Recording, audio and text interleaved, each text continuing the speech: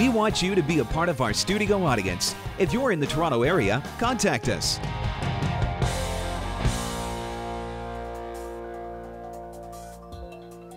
Before the break, we asked, did the Catholic Church sex abuse scandal taint your view of Catholicism? And here's how our studio audience voted. 64% said yes, 36% said no. Actually, I'm kind of surprised it wasn't 100% because it certainly tainted my view of the Church. And today we're going to talk about that. We're going to ask how the Catholic Church is dealing with its sex abuse crisis. And joining me now are two survivors of clergy abuse, Ken Hills and Leah Kivy, to share their stories of how they're moving forward. Ken, let's start with you. You were 60 years old before you told anybody you were abused by a priest. Why so long? Well, the time in which I grew up in the 30s and 40s, I grew up in an Orthodox Catholic home, and we were never to question the priest's word. The priest's word was always law, and he could do no wrong. Can you imagine what you must have been going through to be there this spring in June? You were one of 16 people listening to the sentencing of that priest for his crimes against you all as children. What was the impact of that on you? Well, a tremendous emotional impact on me and on the others who were there. I was the oldest in the court at the time, the oldest victim. The youngest was 40. We had something in common, and certainly we met together in various rooms, and there were lots of tears and lots of catharsis. Okay, I'm going to come back and ask if you felt justice was done on that. But Leah, let's turn to you now. You call yourself a disabled Catholic. Why are you a disabled Catholic? I think the easiest way to describe a disabled Catholic is to give 3 examples. A more extreme example of being disabled would be someone like one of the 47 victims of Father Charles Sylvester. She was told if she told anyone about the abuse, Christ would come down from the cross and kill her. And in that case, obviously, someone like that would find it difficult to practice any form of Christianity because the terminology and symbols of Christianity were the instruments through which she was abused. On a more medium level, or even it's also very serious, I was reading a book by Elaine Heath called We Were the Least of These. And according to her research, those who've been orally raped are not necessarily able to receive communion. On another level, let's say you're a woman and you've gone to confession or spiritual direction, and a priest has made a pass at you or raped you or something like that. Obviously, going to another priest in a tiny confined space to do confession becomes impossible. So it's in that sense that I mean that I'm disabled. And I am so you're part of, there's over 15,000 people in this generation who have this experience with Catholic priests in North America alone. Ken, you haven't given up on the Catholic Church, though, which is shocking to me. Why not? I'm angry with the Catholic Church, and I have been for a long time. I've always had a deep personal relationship with God. I have a faith. That faith has never really changed too much. I've been angry at God at times, but for the most part, that faith has remained fairly stable. But with the Catholic Church, a man-made institution, I find I'm very critical. Some people say, why don't you go to another church? Well, I can't do it. I believe in the sacraments. I need the sacraments of the church.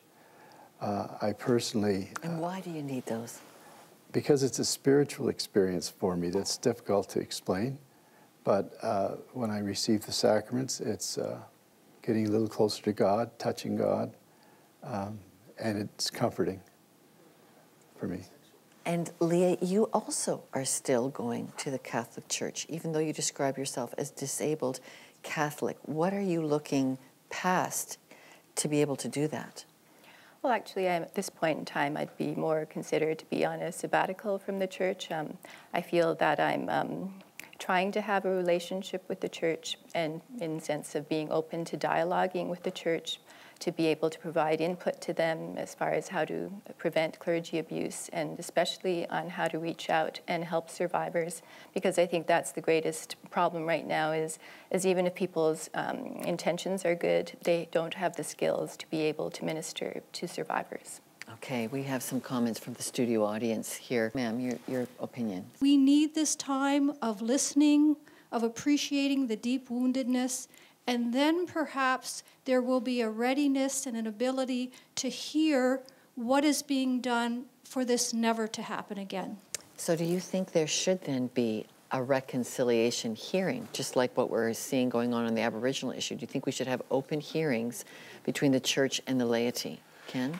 Absolutely. I think it's long overdue. I think there's so many people like us out there who can contribute positively and constructively to the church. And I feel I'm not being given that opportunity, and I would love to have the opportunity. You've written the Pope. Did he answer? I did write the Pope. Yes, I did. And I didn't get a letter back from the Pope, but I did get a letter from Cardinal Verada, who is the head of the Congregation for the Doctrine of Faith. And it was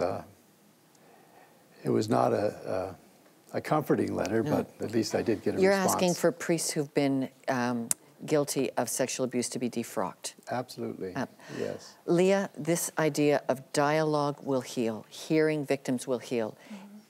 Have you found an openness towards that? Well, I've had an opportunity to be in touch with survivors in several countries, and the word on the street, so to speak, is that bishops and above are not to be trusted. Unfortunately, that's what a lot of survivors' experiences are. And according to Canons 212.2 and 3, we have the right as Catholics to make our needs known to our bishops. And if our bishops aren't willing to sit down and talk to us, they are in violation of canon law. Okay. Well, we weren't able to get a bishop on the program. That wasn't for lack of trying. But I do want to go to the studio audience now, because it does seem there are Catholics who do want to talk about this. And we've got another comment here. Yes. As a Roman Catholic, I've been raised, and I'm just, it's in my bones to be Roman Catholic. So I'm not against Catholicism. I'm against what some of the people of God have done in the name, or they haven't even done it in the name. They've done it out of their own illness, their own misvocation. Their own... So many people are in the priesthood because their parents needed a priest in the parish, in the family. And so they're living out of this, I'm being who I'm not. Well, let's call it what it is. This is a word the church owns. It was sin. They did it out of sin. Yeah, it's okay, people. We're going to keep Ken and Leah. We're going to keep you on the set for a little bit later. You're going to come back and do some concluding thoughts with us. But coming up first, we're going to speak with a priest, a Jesuit priest, about discovering trust after it's been lost. We'll find out what the Catholic Church is doing to address the sexual abuse scandal. Our next guest is Father Len Altilia. He's a Jesuit priest who handled allegations of misconduct for 12 years on behalf of the order. He's currently the formation director for the Jesuits. He's coming up next.